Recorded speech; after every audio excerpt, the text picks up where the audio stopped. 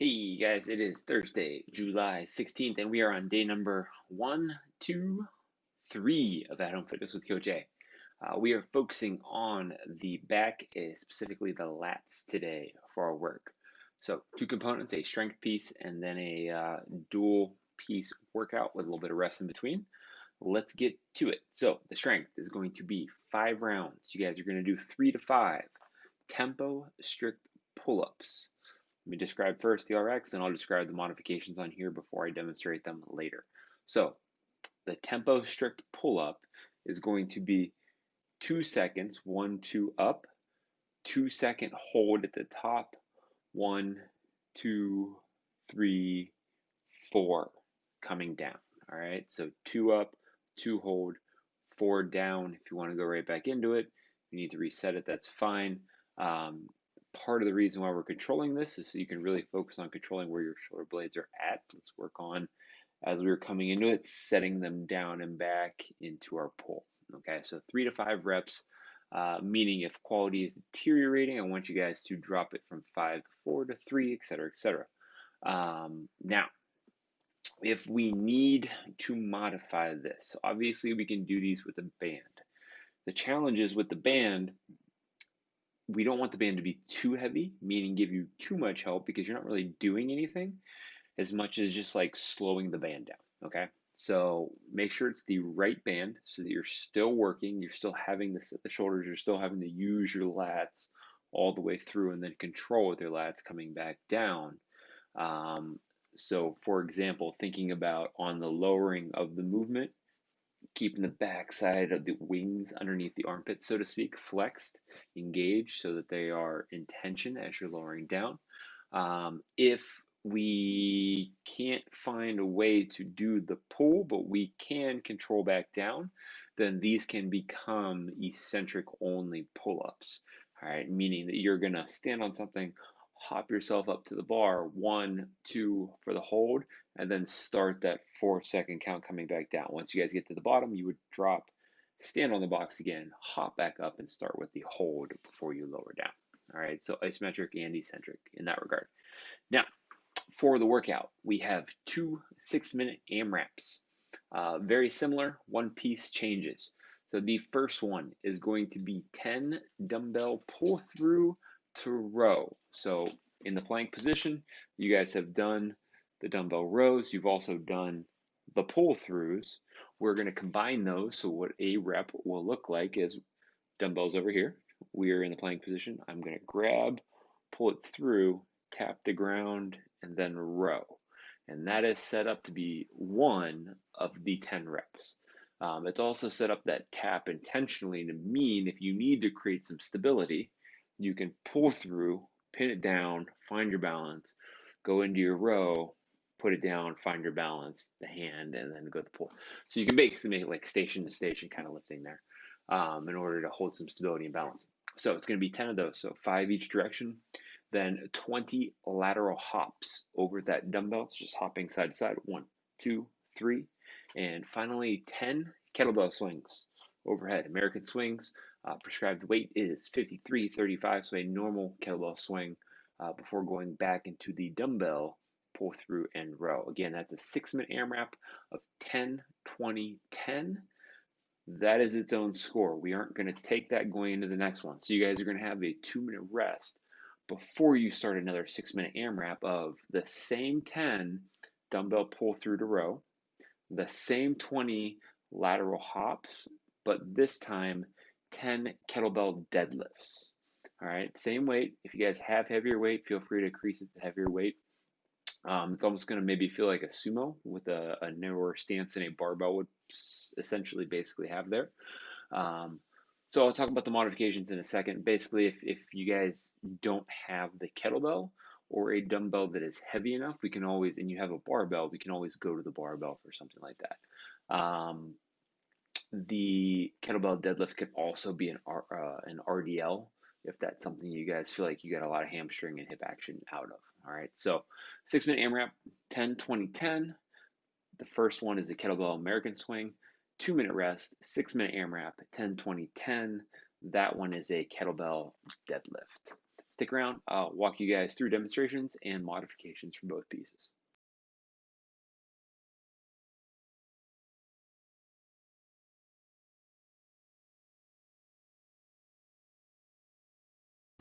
Alright guys, so let's work on this tempo pull-up demonstration. So again, 2 seconds up, which basically just means we're not trying to fly up through that pull-up and rush through it, alright?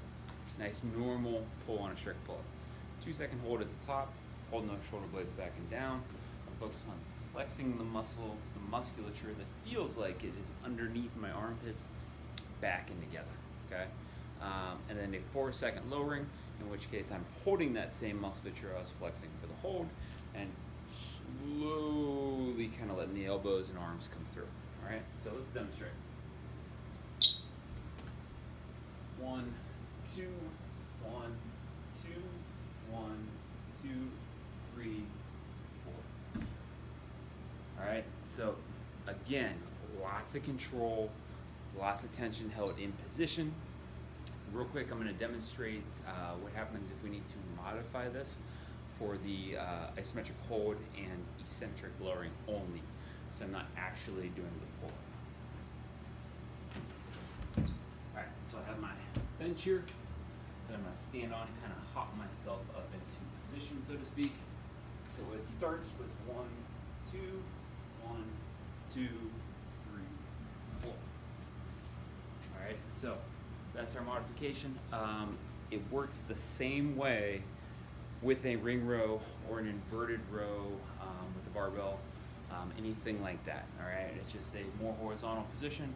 We're going to 1, 2, flex and hold for a 2 count, lower slowly for that 4 count.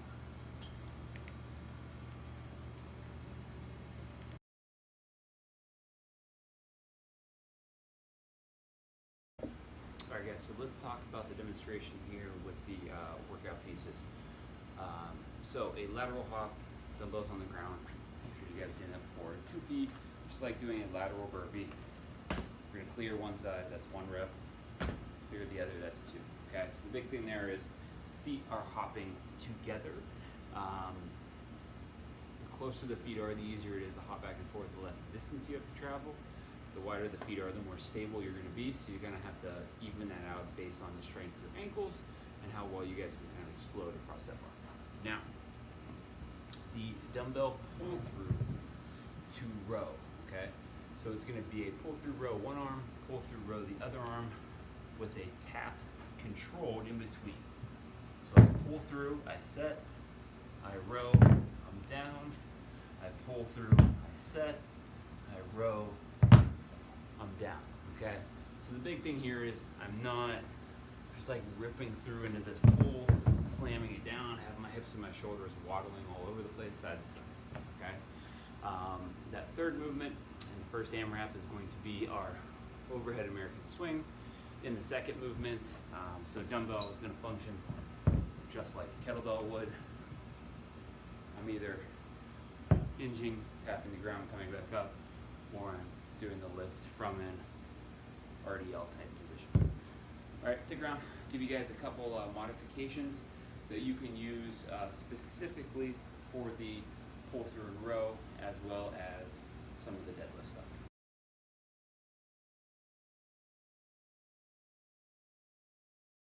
Stay tuned for movement modifications.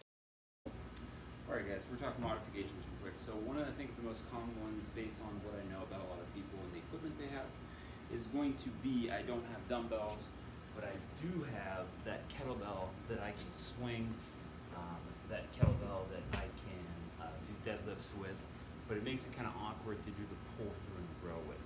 So one of the things, in a perfect world, this bench would be a little bit lower. Maybe I would have my hand on plates, small boxes, something like that, but I can still do my pull through row, pull through row. Okay, I just want to make sure the bench is secured, so it's not going to be tipping or flipping over as I'm putting my energy into it to try and stabilize that plank position. If we don't have this, there's a couple of different things we can do. If we have the plate and we have the barbell, we can always take the plate, bring it over, grab it, do a row with it from there. we can always do these movements separately as well. Okay. One of the modifications we've used for the plank row is a side plank position. So assume this will be on the ground, where I have a band attached and I'm doing that row with the band. If I want to try and combine those a little bit, what I can do here is I can get a slight internal rotation on the extension of my arm.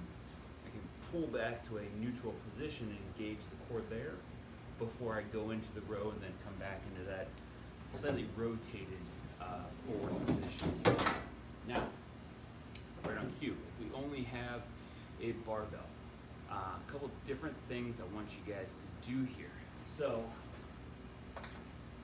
in a perfect world, what I'm going to do with this is just going to be with the barbell. I'm going to take it and I'm going to put it into the corner. Right? So, think back here into the corner, into the bottom edge of the wall there. Let me set this up so you guys can see it from a different angle. So assume it's down kind of into the edge of the wall there. I have the edge of the barbell in front of me.